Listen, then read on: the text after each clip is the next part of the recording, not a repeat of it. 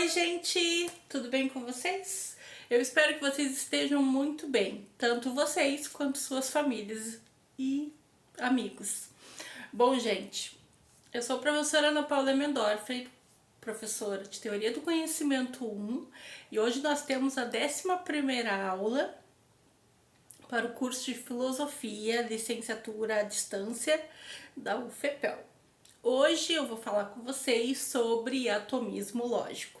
E o que seria o atomismo lógico? O atomismo lógico é uma teoria que vem lá do Bertrand Russell, que se diz mais ou menos o seguinte, que a análise rigorosa da linguagem pode funcionar como qualquer substância física, ou seja, ela pode ser dividida em partes cada vez menores para que nós possamos verificar a sua validade, vamos dizer assim, ou a sua correção.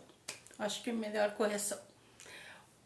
Ou melhor, a tabela de verdade, né? Se ela é verdadeira ou falsa.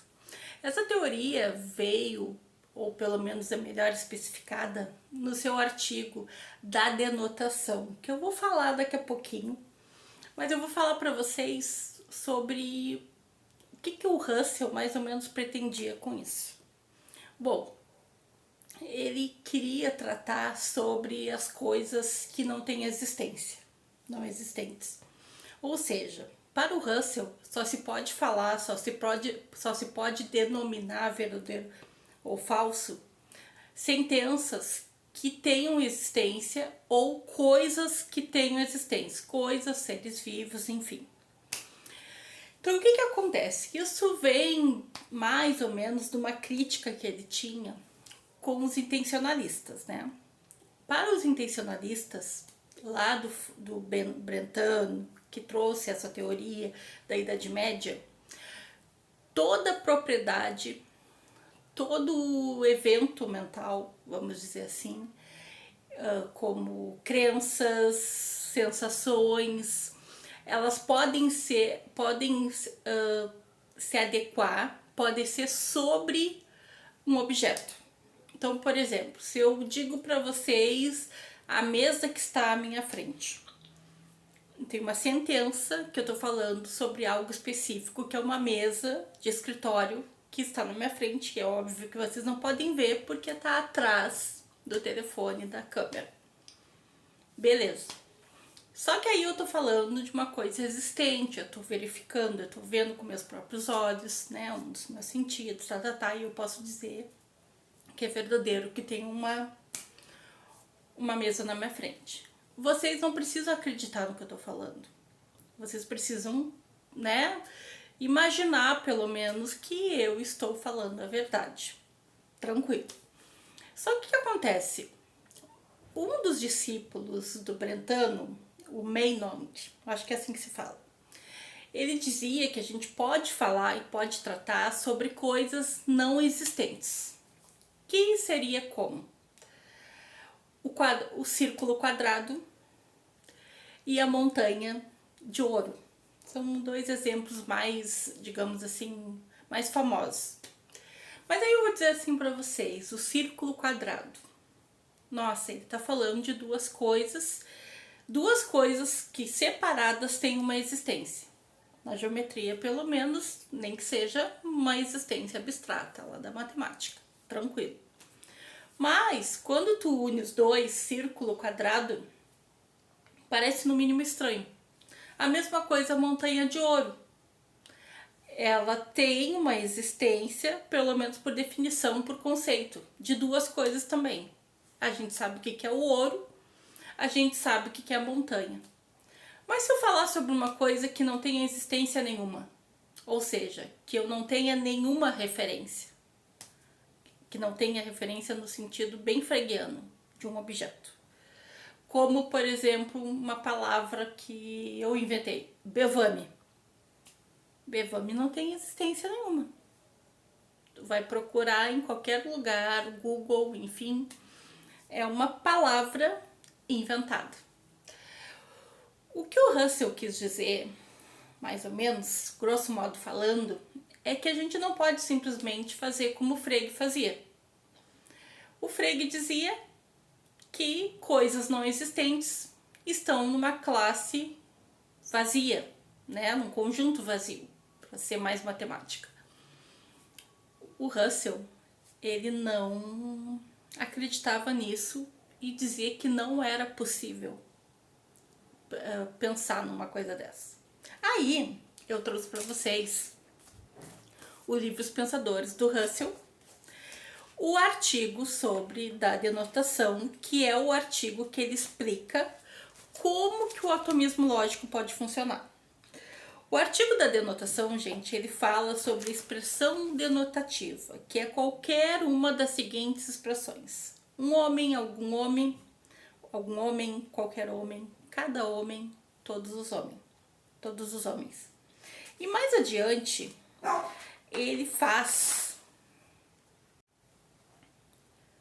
uma análise do quadrado lógico do Aristóteles, que fala todo homem, nenhum homem, alguns homens não são alguma coisa. Ou todo X, nenhum X, alguns X não são Y, por exemplo.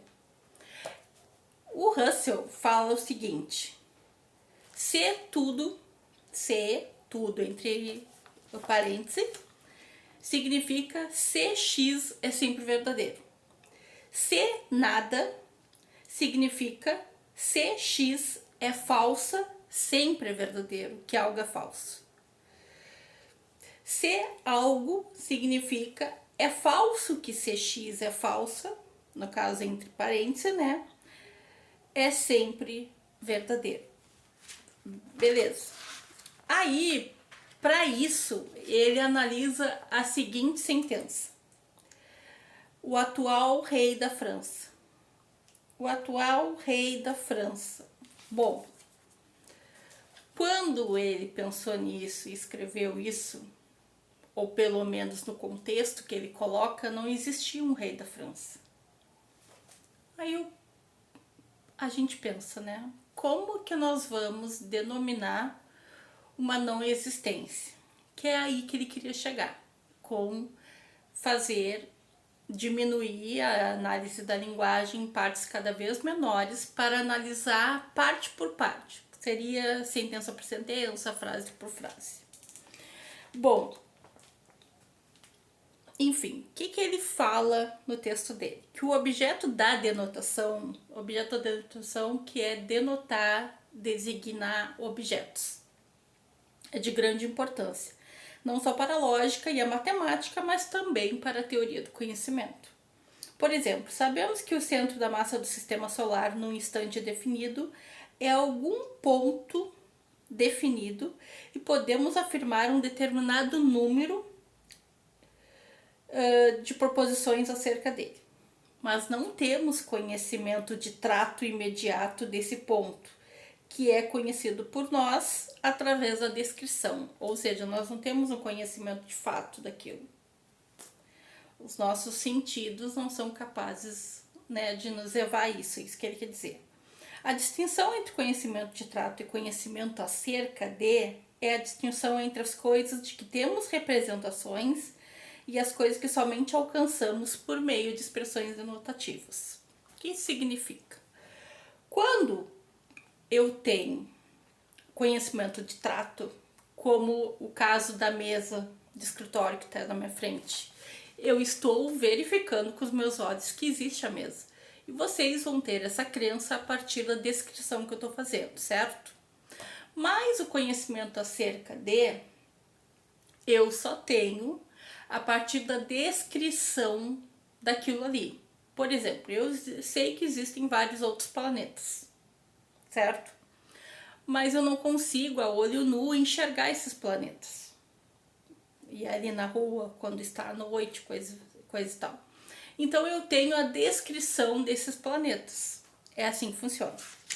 Aí o nosso amigo Russell, né? Bertrand Russell, ele fala o seguinte: bom, suponhamos agora que queiramos interpretar a seguinte proposição. Eu encontrei um homem. Se isto for verdade, encontrei algum homem definido.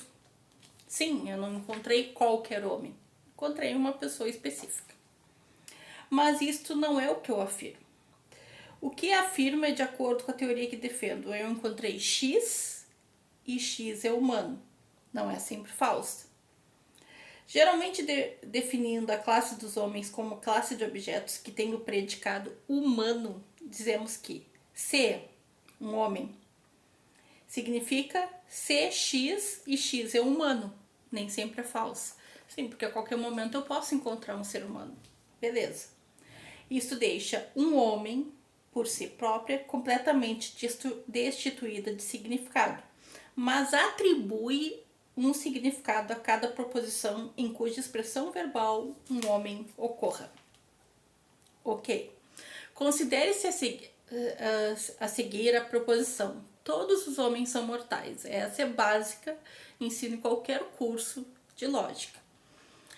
Esta proposição é realmente hipotética. Declara que se algo é um homem, logo é mortal. Tem o seu predicado, né, como atributo ser mortal. Isto é, declara que se X é um homem, X é mortal, qualquer que seja X. Porque a gente está determinando que é um homem, um ser vivo, né? Logo, substituindo-se se X é um homem por X é humano, encontramos todos os homens são mortais. Significa, se X é humano, X é mortal, é sempre verdadeiro. Mesmo que nós estejamos falando, de qualquer homem.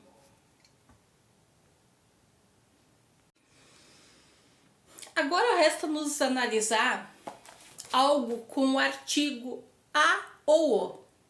Quando eu falo a mesa que está à minha frente, eu estou falando de uma mesa específica. Eu não estou falando de qualquer mesa. Eu fui numa loja, avaliei, quero comprar, enfim. Estou falando de uma mesa específica. Ok. Aí ele diz, vamos interpretar algo com o artigo a, tá? Ou o. Estas são as mais interessantes e as mais difíceis das expressões denotativas. Por quê? Porque se tu fala de algo específico, tu pressupõe a existência desse algo. Tomemos, por exemplo, o pai de Carlos II foi executado. Esta proposição afirma que havia um X que era pai de Carlos II e esse X foi executado. Ou seja, é uma pessoa específica, embora eu só me refira a ele como pai de alguém. Ora, o quando é usado rigorosamente, uma unicidade, ela envolve uma particularidade. O envolve uma particularidade. Não é qualquer, não é um ou uma. É verdade que falamos o filho de fulano de tal. Mesmo quando fulano de tal tem vários filhos. Mas não importa, a gente sabe quem se trata. Mas seria mais correto dizer um filho de fulano de tal. Logo, para nossos propósitos, tomamos o envolvendo uma unicidade, uma particularidade, uma singularidade. Portanto, quando dizemos X era o pai de Carlos II, não somente afirmamos que X tinha uma certa relação com Carlos II, mas também que nada mais tinha essa relação. A relação expressa por X gerou Carlos II.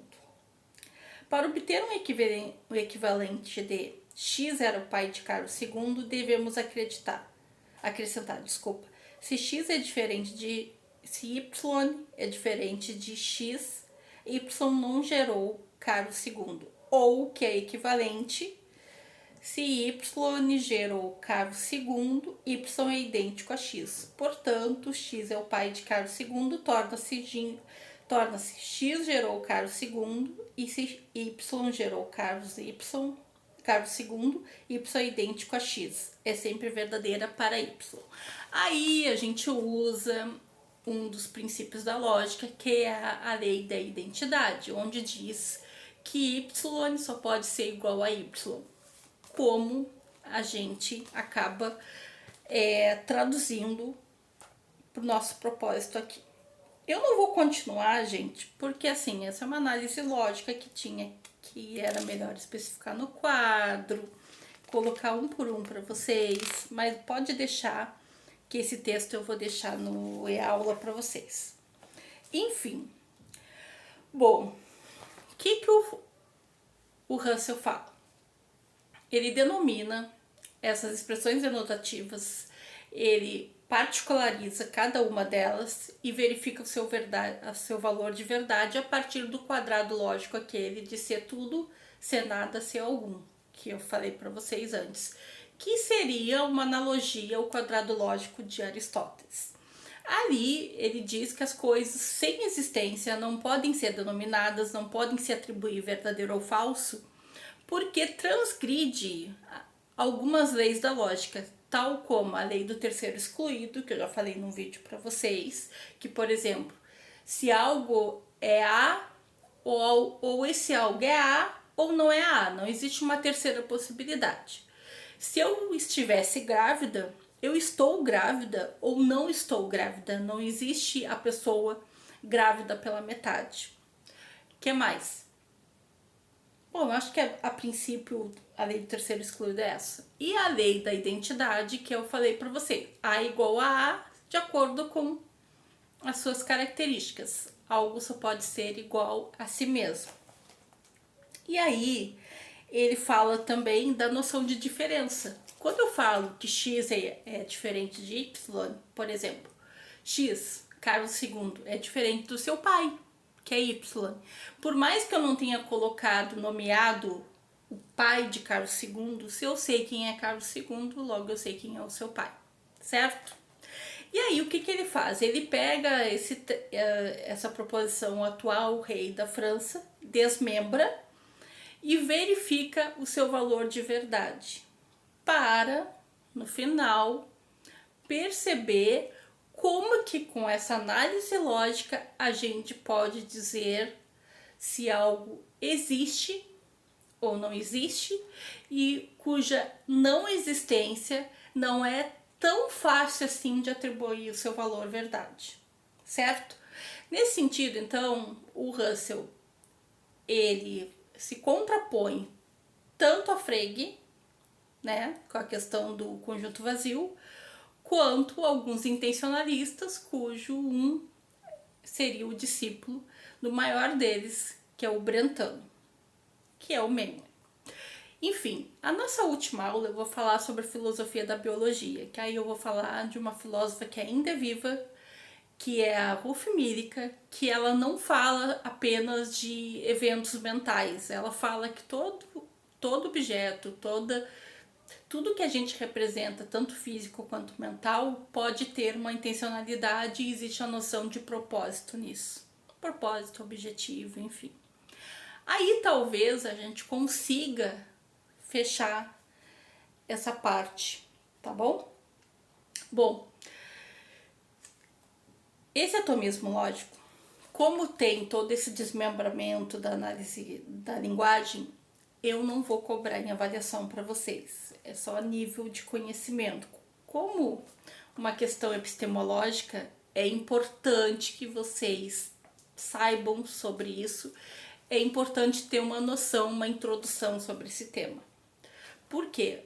Porque na análise lógica a gente trata sobre expressões denotativas, que é como o Russell estava falando aqui nesse texto, mas a gente tem que ter bem em mente que essas expressões denotativas podem fazer referência a objetos não existentes. É diferente quando tu inventa uma palavra, como eu falei, Bevame. É diferente quando a gente pega duas coisas que têm existência e eu junto, como o círculo quadrado ou a montanha de ouro. Sim, mas para o Russell acaba sendo a mesma coisa. Essas coisas, ou seja, não tem um objeto ao qual a gente faça representação. Bom, por hoje é isso. Espero que vocês tenham gostado da aula. Bye!